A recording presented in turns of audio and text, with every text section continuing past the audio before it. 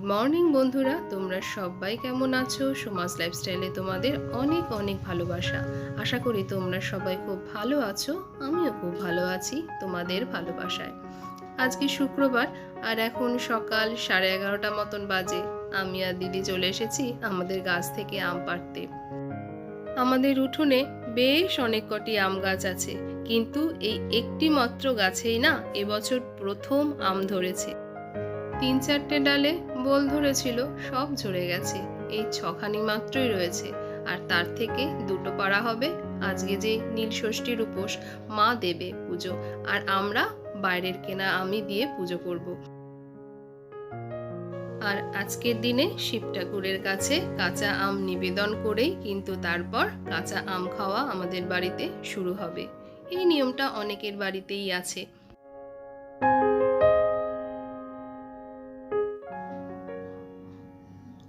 আর দেখো, এই যে গাছগুলো কিন্তু আম গাছ, উঠোনে পরপর অনেকগুলো আছে, কিন্তু প্রায় 4টে 5টা 6টা মতন। আসলে একসঙ্গে হয়তো গায়ে গায়ে লাগানো। আসলে যে আমগুলো খেয়ে মার মনে হয় ভালো, সেগুলোকেই মা আটিগুলোকে ফেলে দেয়, ভাবে বুঝি ভালো আম গাছ হবে। কিন্তু এই করে কিন্তু একটা গাছেও আম ধরেনি আমাদের। আর ওই যে পেয়ারা গাছটা দেখলে, দিদি যখন আম পাড়তে গেল তখন দেখলো গাছের মধ্যে একটা সুন্দর পেয়ারা হয়ে রয়েছে। ওটাকেও পেরে নেওয়া হলো, ভালোই হলো, ঠাকুরকে দেওয়া হয়ে যাবে। এই যে এই পেয়ারাটা হয়ে রয়েছে, আর ভাগ্যিস বাদুড়ের নজরে পড়েনি, তাহলে তো সে কতক্ষণেই খেয়ে থাকতো। আর এই দেখো, আম আর পেয়ারা নিয়ে আমার শাশুড়ি মা দাঁড়িয়ে পড়েছে। আমি এবার যাব মিষ্টির দোকানে, দেখি কিছু মিষ্টি পাওয়া যায় কিনা। বেলা তো ভালোই হয়েছে, দেখা যাক কি মিষ্টি ভাগ্যে আছে লেখা।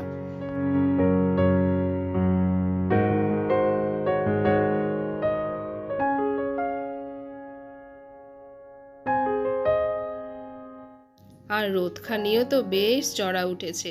ওই যে সোজা মিষ্টির দোকান, আমার বাড়ির থেকে কিন্তু একদম কাছে।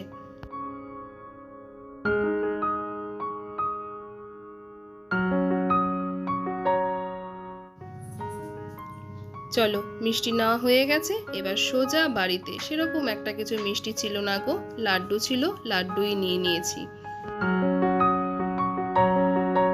আর এই হলো আমার কোঅপারেটিভে ঢোকার গেট। এখান থেকে এই 20-25 পা হাঁটলেই কিন্তু আমার বাড়ি।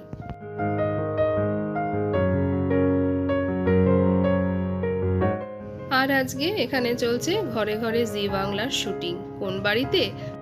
প্রখ্যাত রবীন্দ্রসঙ্গীত শিল্পী মনোজ মুরলী, যার অর্ধাঙ্গিনী বিখ্যাত নৃত্যশিল্পী মধুমণি, তার বাড়িতে।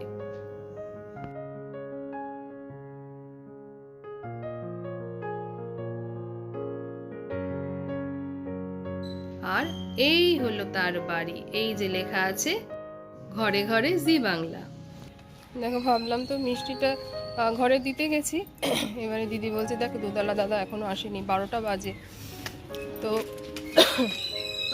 এখন জানি না এখন আমি 12টার সময় কোনো দোকানে আমি দুধ পাবো কিনা।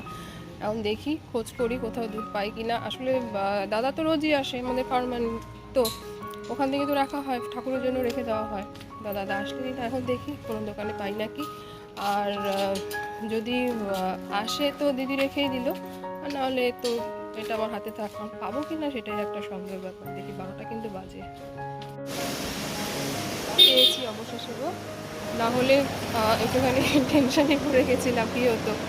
অনেকগুলোই দুধ ছিল দাদার দোকানে, ওই দাদার দোকান থেকে মাঝে মাঝে আমরা জিনিসপত্র নিই। এই যে 10 টাকা দামের 2টো প্যাকেট নিয়ে নিয়েছি। এবার গিয়ে দেখি দুধওয়ালা দাদা যদি এসে থাকে তো ভালোই, আর না হলে এখান থেকে যা ঠাকুরের লাগার লাগবে সেখানটা ইউজ হবে, আর বাকিটা খাওয়ার পারপাসে রেখে দেবো। যাই এবারে, বাকি সব কিছু জোগাড় যন্ত্র শাশুড়ি মাই বেশিরভাগ করে, শাশুড়ি মা দিদি ওরাই সব কিছু গুছিয়ে গেছে রাখে, আমি গিয়ে শুধু জলটা ঢালি। আর শ্রীমতীর তো আজকে পুরো স্কুল 2টোর সময় আসবে, ওর জন্য একটু আলু ভাজবো আর গরম গরম ভাত করব। ভাত আছে কিন্তু সেটা আর গরম করে দেবো না, আজকে ওকে একদম গরম গরম ভাত দেবো। আজকে আবার শুক্রবার, ডান্স ক্লাস আছে, বিকালবেলা যাবে। যাই গিয়ে বাড়িতে। এখন দুধ কিনে যখন ঢুকছি তখন দেখি আমাদের দুধওয়ালা দাদা দুধ দিয়ে যাচ্ছে, আর আমার গেটের সামনে পড়ে আছে এই পার্সেলটা। এখানে আছে আমার শ্রীমতীর জন্য একটা স্লিভলেস গেঞ্জি, অনলাইনে অর্ডার করা হয়েছিল। ওর আরও অনেক কিছু জানো তো পয়লা বৈশাখের জন্য কেনাকাটা করা হয়েছে, তোমাদের সঙ্গে কিছুই শেয়ার করা হয়নি। একদিন ভাবছি সব কিছু শেয়ার করব। এই কোম্পানির গেঞ্জি না ও এর আগেও দুটো পরেছে, ভীষণ ভালো কোয়ালিটি গো।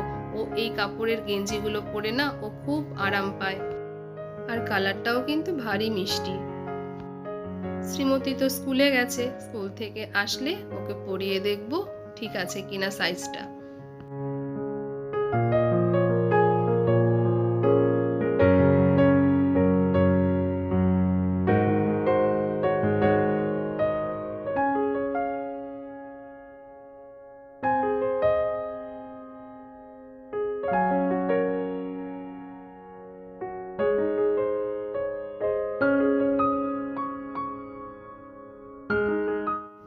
প্রায় এখন দুপুর 12:30 মতন বাজে। শ্রীমতীর জন্য একটু আলু ভাজা করব তো বললাম, আর ভাতটাও বসিয়ে দিই চলো। আর কালকে সকালবেলা মাসকাবারির যে লিস্টটা দিয়ে এসেছিলাম, ও কালকে সকালবেলায় মালগুলো দিয়ে গেছে। এগুলোকে ঠিক জায়গা মতন রাখাই হয়নি। আলিস্যি কাকে বলে, আমি হলাম গিয়ে সবচেয়ে বড় একটা উদাহরণ। এগুলোকে ঠিকঠাক করে তাড়াতাড়ি রাখতে হবে। গামলাটা তো ভীষণ কাজে লাগে, গামলাটার মধ্যে কাছাকাছি ভেজাই তো। চলো আগে ভাতটা বসিয়ে দিই, আবার সময় হয়ে যাবে শ্রীমতী আসার। ভাত বসিয়ে আলু ভাজা করে যাব আমি ছাদে। কি কারণে অবশ্যই বলবো।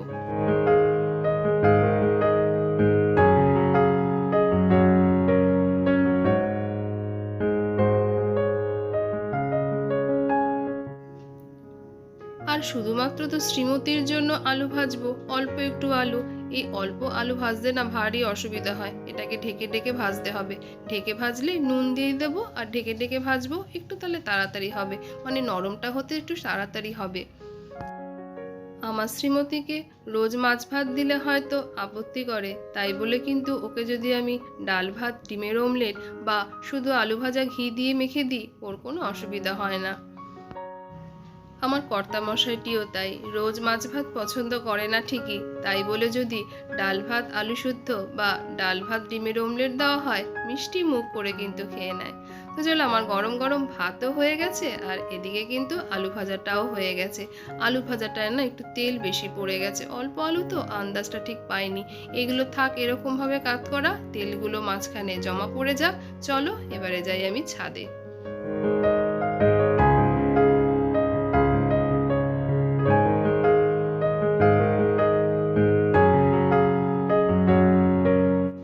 যা গরম পড়েছে, ফ্যানটা না ছেড়ে বসাই যায় না। দাঁড়াও, ফ্যানটাকে আগে অফ করি। আর ছাদে উঠবো তো, তো এই লাঠিটাকে আমি এখন নিয়ে যাব, আসলে নিম পাতা পারবো। একবার দেখিয়েছিলাম, তোমাদের মনে আছে? আমার রান্নাঘরের জানলা দিয়ে যে নিম গাছটা, ওটা কিন্তু আমাদেরই নিম গাছ। আর এখন আমি পারবো এটা ছাদের থেকে। ভেবেছিলাম ছাদের থেকে এই লাঠিটা দিয়ে হয়তো নিম পাতা পারতে হবে, কিন্তু না গো, একদম কাছেই ছিল এই কচি কচি নিম পাতাগুলো। আসলে কালকে তো সংক্রান্তি, আর সংক্রান্তির দিন কিন্তু আমাদের এই নিম বেগুন ভাজা, এগুলো সব তেতো সমস্ত কিছু খেতে হয়। আরেকটা জিনিস খেতে হয় আমাদের, সেটা হলো গিমা শাক। আর গিমা শাকটা আমাদের বাড়িতে ভোরে হয়। দেখো, এই কচি নিম পাতাগুলো পারতে গিয়ে ওই ডালটাও পড়ে গেছে ছিঁড়ে। তো চলো আগে গিমা শাকটাকে তুলে নিই। আমার টবে না বেশ কতগুলো গিমা শাক হয়েছে, তবে গত বছর, তার আগের বছর এবং তারও আগের বছর প্রচুর হয়েছিল জানো তো গিমা শাক। এই টবের মধ্যে হয়েছিল অনেকগুলো, আবার উঠোনেও হয়েছিল অনেকগুলো, কিন্তু এবারে অনেকটা কম হয়েছে। এই এত কমে হবে না, তবে এখান থেকে নেব, আবার নিচে উঠোনে গিয়েও কিছুটা নেব।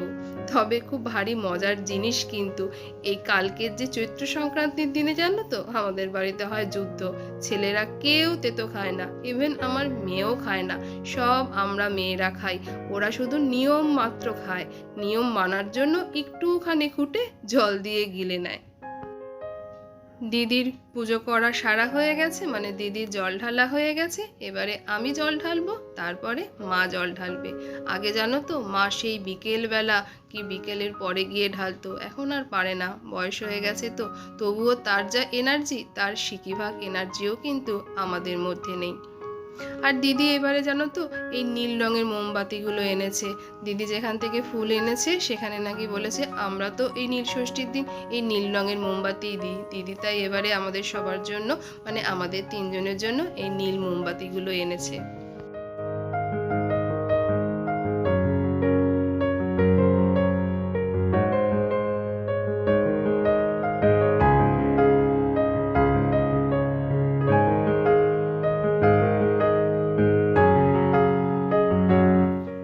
এবারে আমি ঠাকুরের মাথায় আগে জল ঢেলে নিই। আমার ঠাকুরের মাথায় জল ঢালা হয়ে গেছে। এরপরে নিচে যাব, গিয়ে মাকে ডাকবো, মা এবারে জল ঢেলে দেবে। আর সত্যি কথা বলতে আমি কিন্তু বিশেষ কোনো পদ্ধতিও জানি না, বিশেষ কোনো মন্ত্রও জানি না। নিজের মতন করে ঠাকুরকে পুজো করি।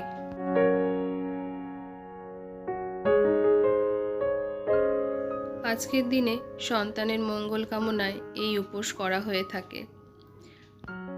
সবাই যেন ভালো থাকে, সুস্থ থাকে, এই কামনাই আমি ঠাকুরের কাছে করলাম। আর ওই যে বললাম, আমি না জানি কোনো বিশেষ মন্ত্র, না জানি কোনো বিশেষ পূজা বিধি, নিজের মতন করে ঠাকুরকে পুজো করি।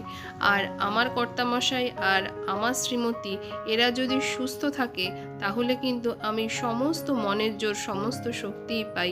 এই কামনাই আমি ঠাকুরের কাছে করলাম, সবাই যেন ভালো থাকে, সুস্থ থাকে। শ্রীমতী চলে এসেছে স্কুল থেকে, ওকে আগে একটু চরণামৃত দিলাম, তারপরে ওর ভাতটাকে মেখে দিই।